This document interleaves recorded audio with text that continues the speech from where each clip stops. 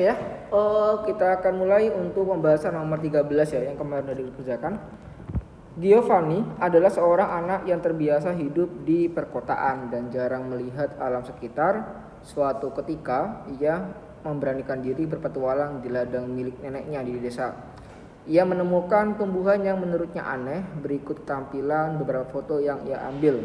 Tentukan apakah pernyataan benar atau salah. Nah, jadi ini merupakan gambaran tumbuhan yang kalau kita lihat dari mahkota bunganya memiliki kelipatan 5. 1, 2, 3, 4, 5.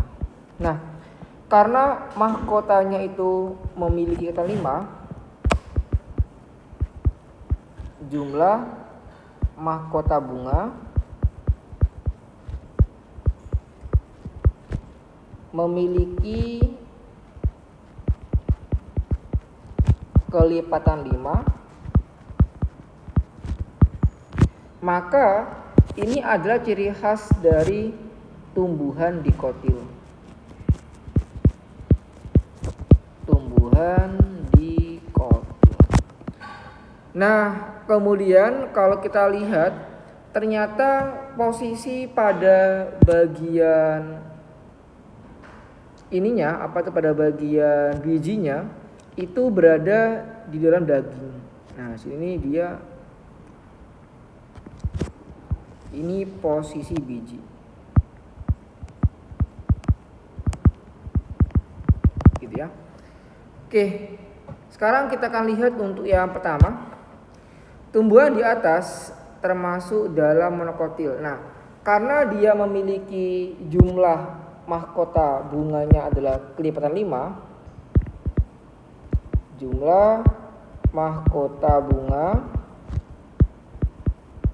ini kelipatan 5, maka itu adalah ciri khas dari dikotil ya, bukan monokotil. Berarti ini salah.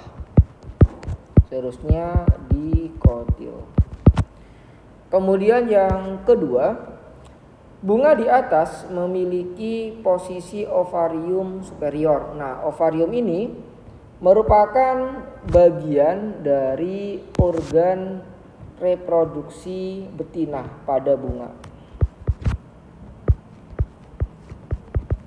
Bagian organ reproduksi betina pada bunga, atau yang kita namakan untuk organ reproduksi betina pada bunga yaitu sebagai istilah putik.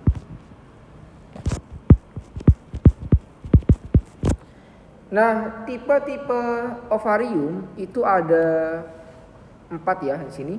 Yang pertama ada tipe yang berada di atas atau menumpang pada bagian reseptakel ya. Nah, ini adalah bagian dasar bunga. Dasar bunga atau reseptakulum. Sementara bagian yang ini merupakan tangkai bunga atau yang disebut sebagai istilah pedicellus. Nah, kalau kita lihat pada bagian posisinya itu menumpang di atas dasar bunga. Nah, sini dia berada menumpang di atas dasar bunga. Karena dia menumpang, maka istilahnya adalah superior.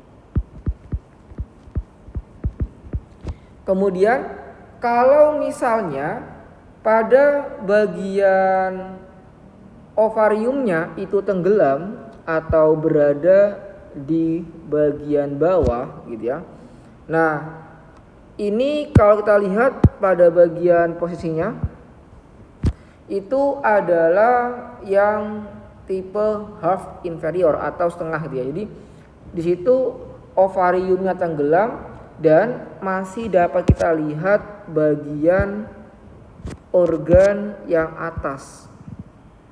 Kalau ini kan semuanya dia ada di atas semua. baik itu bagian dari ovariumnya,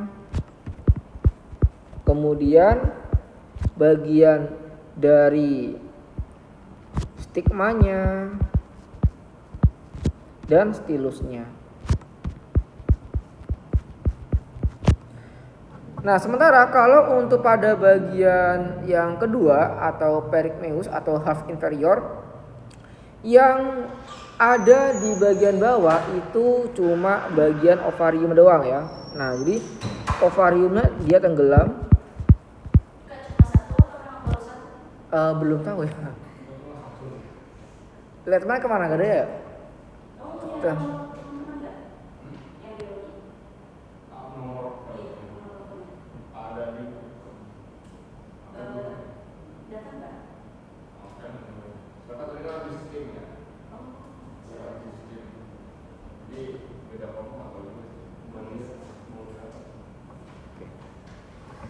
Nah,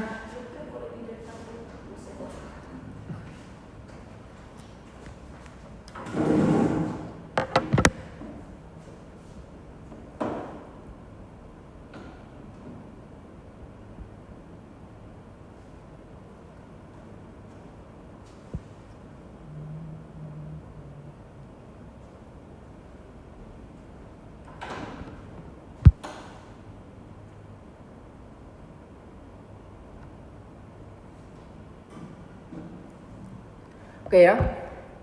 Jadi kalau kita lihat sini pada bagian sini itu untuk stigmanya ada di bagian atas gitu ya. Nah, ini stigmanya. Kemudian stilusnya itu di separuh ada di bagian atas. Saya kasihkan arsiran di sini. Nah, ini ada di bagian atas, sementara ini ada di bagian bawah. Jadi dia terbagi dua gitu ya untuk bagian stilusnya. Nah, ini adalah half inferior. Kemudian kalau misalkan semua dia ini tenggelam, nah kalau ini ya bagian ovariumnya, kemudian bagian stilusnya, sama pada bagian stigmanya. Nah, jadi hanya ada di bagian ujungnya cuma stigma doang. Nah, ini dinamakan sebagai inferior. Nah, kemudian untuk yang bagian yang berikutnya di sini juga sama ya. Itu pada bagian ini ovariumnya tenggelam semua. Nah, karena dia ovariumnya tenggelam semua, maka itu tipe yang sama yaitu inferior, tenggelam. Ini.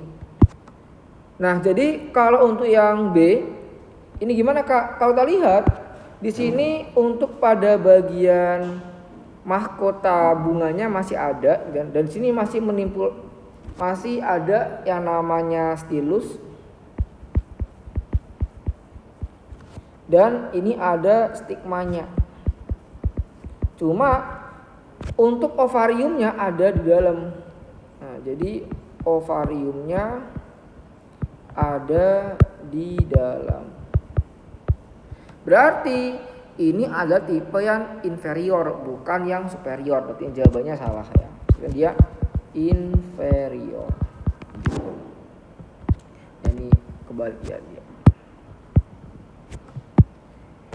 Ini stigma, ini stilus. Oke. Nah, itu saja untuk pada tipe-tipe dari ovarium pada tumbuhan ya. Kemudian yang berikutnya, yang C, buah yang dihasilkan termasuk dalam kategori buah agregat. Nah, jadi tipe buah sendiri itu ada 3, ada buah sederhana. Jadi dalam buah sederhana ini satu bunga itu terdiri atas satu ovarium. Kemudian kalau agregat, satu bunga terdiri atas banyak ovarium. Kalau multiple itu satu bagian tangkai bunga. Nah, ini ya ada tangkai bunga terdiri atas banyak bunga. Itu kalau multiple. Nah, Tandanya kalau misalkan dia multiple berarti di situ menampilkan banyak bagian-bagian bunga. Nah, bisa dilihat seperti pada nanas ya. Nah, nanas ini satu ini adalah bunga. Jadi satu ini itu ada satu bunga. Berarti ada 2, 3, 4, 5 dan seterusnya. Nah, ini namanya adalah multiple. Karena dia terdiri atas banyak bunga. Nah, ini bunga dari nanas tadi. Ini yang masih belum dewasa atau belum matang. Ketika nanti dia matang berubah jadi seperti ini ya untuk bagian tampilannya. Kemudian untuk yang buah agregat. Nah, untuk buah agregat itu seperti pada kasusnya stroberi gitu ya. Nah, di mana stroberi ini itu terdiri atas ini ya. Ini adalah bagian dari mahkota kelopak bunga atau sepal. Nah, kemudian yang membesar ini, yang warna merah ini itu adalah dasar bunga atau reseptakulum. Nah, di dalam reseptakulum itu terdiri atas bintil-bintil warna kuning. Nah, ini adalah biji. Biji dan buahnya di situ. Nah, karena di situ dia satu tangkai bunga terdiri atas banyak ovarium, berarti ini adalah agregat. Dan itu juga dapat dilihat ya pada bagian buah beri ya. Nah, ini adalah tangkai bunganya, ini adalah dasar bunganya, dan sini ada 1, 2, 3, 4, 5, 6, 7. Ini adalah buah dan bijinya. Jadi satu tangkai bunga dan dasar bunga banyak ovariumnya gitu. Itu kalau dia bunga agregat. Tapi kalau misalkan dia multiple atau buah yang majemuk ya, yang banyak, itu satu buah ini, satu tangkai bunga ini dia memiliki banyak bunga. Nah, ini juga sama seperti pada mengkudu ya. Mengkudu ini juga kalau kita lihat sini, ini adalah satu tangkai bunganya. Nah, itu dia memiliki banyak bunga. 1, 2, 3, 4, 5, 6, 7, 8, 9, 10. Nah, karena dia memiliki banyak bunga, maka itu bukan bunga agregat tapi bunga multiple. Jadi ini salah ya. Seharusnya dia multiple karena dalam satu buahnya itu memiliki banyak bunga yang utuh ya. Kalau misalkan kalau yang agregat dalam satu bunga itu memiliki banyak ovarium gitu. Itu bedanya antara agregat sama multiple. Kemudian untuk yang bagian D, setiap biji yang dihasilkan dari tumbuhan di atas berasal dari fertilisasi ganda. Nah, untuk tumbuhan yang ada di soal ini adalah mengkudu. Di mana mengkudu ini adalah tumbuhan berbunga. Kalau dia tumbuhan berbunga, maka tergolong dari angiospermi. Dan ciri khas daripada angiospermi adalah terjadi proses fertilisasi ganda. Nah, untuk jenis fertilisasinya, pertama nanti ada inti generatif 1 akan membuahi ovum sehingga terbentuklah embrio 2N. Sementara inti generatif 2 ini akan menyatu dengan inti kandung lembaga sekunder membentuk endosperm. Nah, ini 3N. Jadi biji pada tumbuhan angiospermi itu dia memiliki dua bagian, yaitu ada embrio dan ada endosperm. Nah, sementara kalau pada gambar yang ini, Ini adalah pinus. Nah, pinus ini adalah tumbuhan strobilus, bukan berbunga. Hah? Pinus. Iya. Kenapa? Pinus yang ini. Jadi ini adalah biji dari pinus. Nah, ini bijinya. Jadi ketika nanti ini dia terbang, kemudian jatuh ke tanah, maka nanti biji ini dia akan tumbuh menjadi pinus, pohon pinus kayak gitu. Nah, itu adalah tumbuhan gimnospermi atau tumbuhan berspora. Tumbuhan berspora. Nah, kalau dia berspora atau strobilus gitu ya. Nah, spora atau strobilus ini dikategorikan sebagai gimnospermi, bukan angiospermi. Nah, gimnospermi ini ciri khasnya adalah fertilisasi tunggal, bukan fertilisasi ganda. Jadi dalam pembuahannya hanya ada inti generatif 1 saja yang membuahi ovum, membentuk embrio. Jadi tidak ada pembentukan endosperma.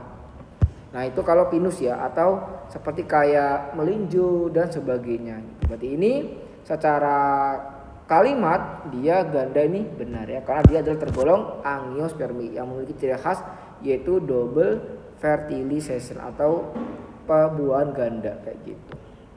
Ada kan? Enggak ada.